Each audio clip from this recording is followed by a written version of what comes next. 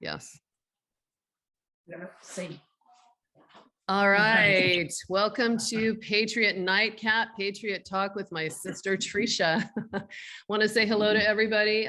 This is a grassroots level conversation that we're having with someone who came through the Patriot movement. We got Douglas Brown, Kayla Laborde, and Wyatt. And basically, you guys, I just wanted to give a voice and a face to our Patriot movement that Nino started. Nino's Patriot movement. We're very excited to be here.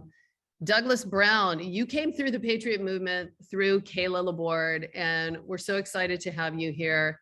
You were a military sniper. You had 4 tours of Iraq, 1 tour of Afghanistan, and you joined when you were 17. We're so happy to have you and that you're a part of this Patriot movement. As some people don't know what the Patriot movement is, it's basically, we've just decided we're going to go USA, go toxin free. We want to give people some choices. And a lot of people are really enjoying the Patriot movement. It's become this sanctuary on Telegram with 1776 Street Fighters, Patriot movement. Douglas, tell us a little bit about yourself. Like, how did you come to the Patriot movement? What does it mean to you?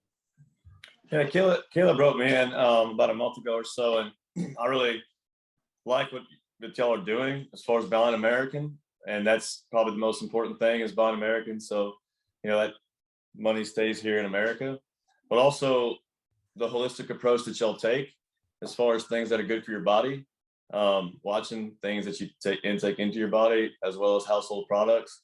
So I feel like nutrition and things you're around in your home every day, toxin or non, which y'all offer, is very important to, our country and to the people here, especially with things that are going on like COVID and whatnot.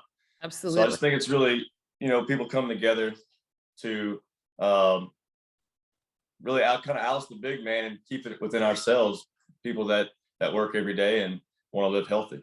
That's exactly what we're doing. So let me ask you a question. Just recently, my brother interviewed General Thomas McInerney. He's a 3-star general, and he firmly believes that this is biological warfare, and the 2020 election, that was cyber. There was a cyber attack, with the Hammer scorecards.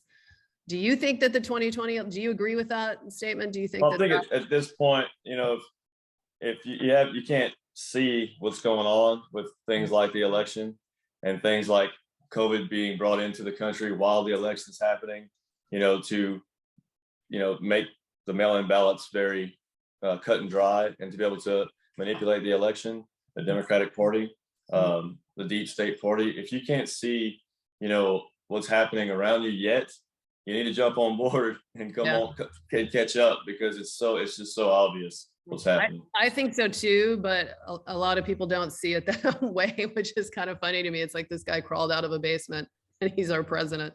But you spoke to me a little bit about some manipulation that you experienced. Would you go into that a little bit? And I think you told me it was like 2013 and the 48 Navy SEALs. I mean, I'm sorry to jump right into that, but I found it. Yeah, well, people ask you all the time, why didn't you do 20 years? Why did you get out? You just had 10 more years to go. The things that I saw from the Bush era to the Obama era, and the switch to hug a terrorist and not shoot a terrorist, just the things that I saw take place was a big waste of 1, American lives, and 2, American taxpayer money.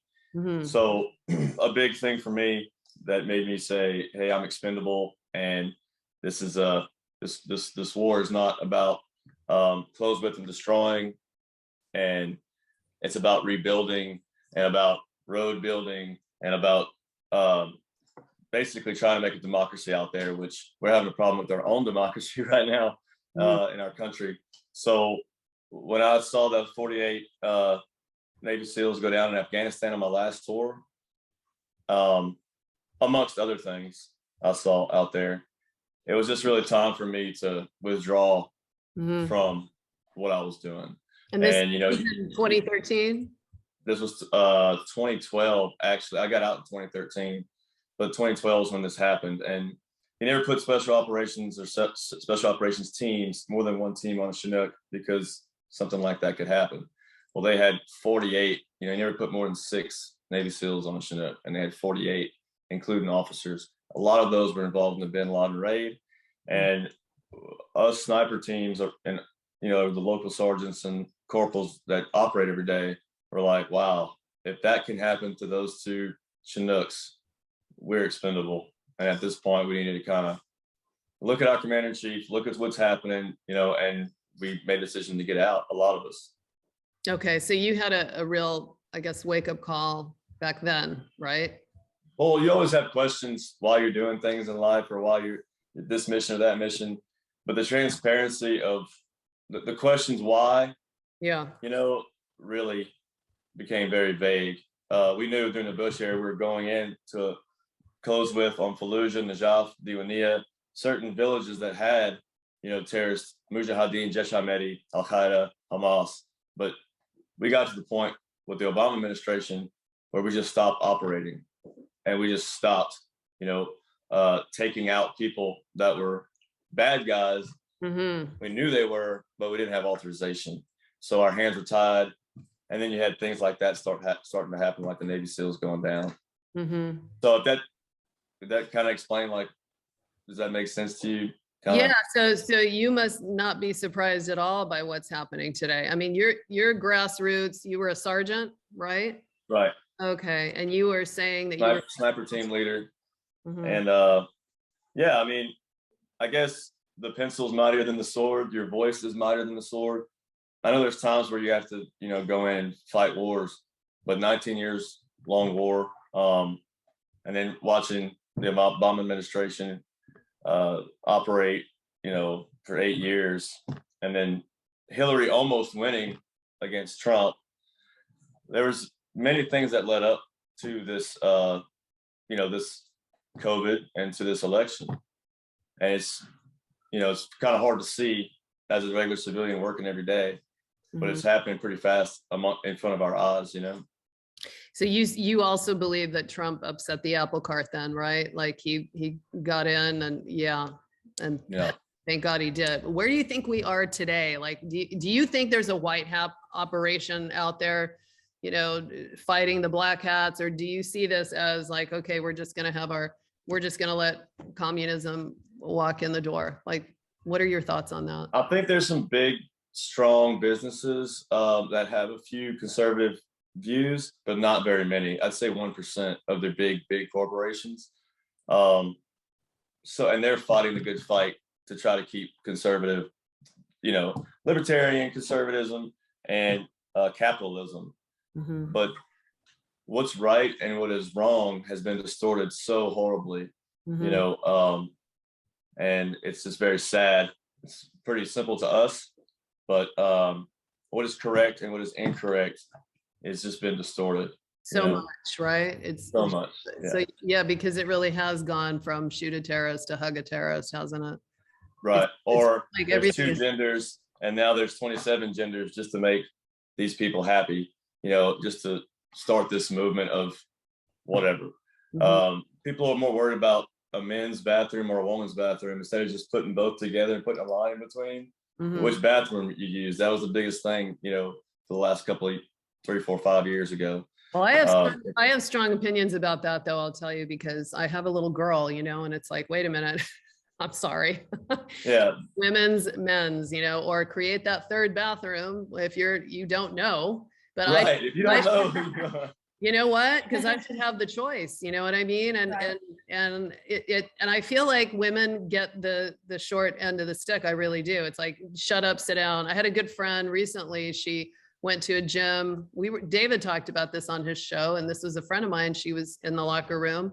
She came out and she was going for her towel or whatever, and she saw a big man, with his shoulders and junk going on there, and she said, what, you're a man, and she got a call from upper management, and a woman came out and yelled at her and said, you're not being tolerant. You need to be more tolerant. Like, so what do we do with our rights? We're just trampled on, and then the woman gets a call from upper management saying, you know, that just accept it. You need to be more tolerant. So we have no rights. Right. You know what I mean? Like, come on. Yep. Why Yeah. can't we just have that third bathroom? That's like, Yeah, right. wouldn't that Instead, they kind solve- of blow it up and make it a big deal so that it gets a lot of attention when it's Yeah. less than 0.0001% are trying to identify as the other sexuality than they really are. But it just becomes this big topic, like most things with, you know, turning yeah. the blind eye type thing. But I think all of us, you know, love Americans and love anybody that's here. And, you know, we all want freedom. And I feel like it's being taken away kind of right now.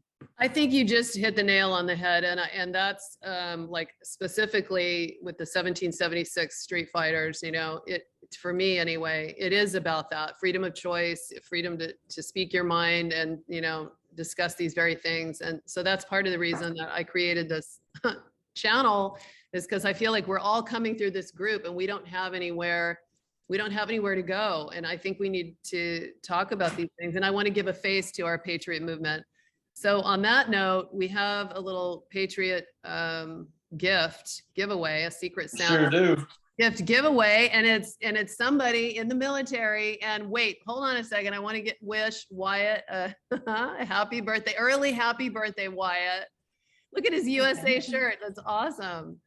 And Wyatt's going to pick a name out of the hat, and let's see who it is.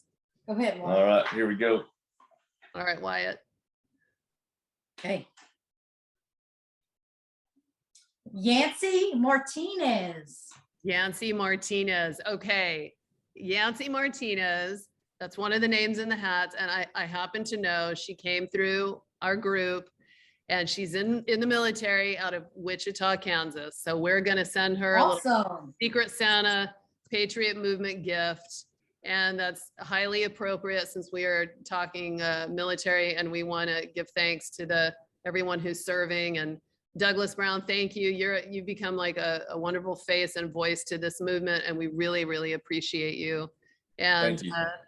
On that note, and you know what, we'll have you on again, and I know David's going to want to meet you and probably talk more about those Navy SEALs and some of the stuff that you've gone through. You also do some duck hunting, right? Or you? I do a little duck hunting out here. I live on a farm in the middle of nowhere. It's beautiful. It's great. It's quiet, you know. And you love it, right? Yes, ma'am. I Okay. do. All right. All right, everybody. Thank you so much. And we'll see you soon. Yeah. Bye, guys. Patriot Nightcap.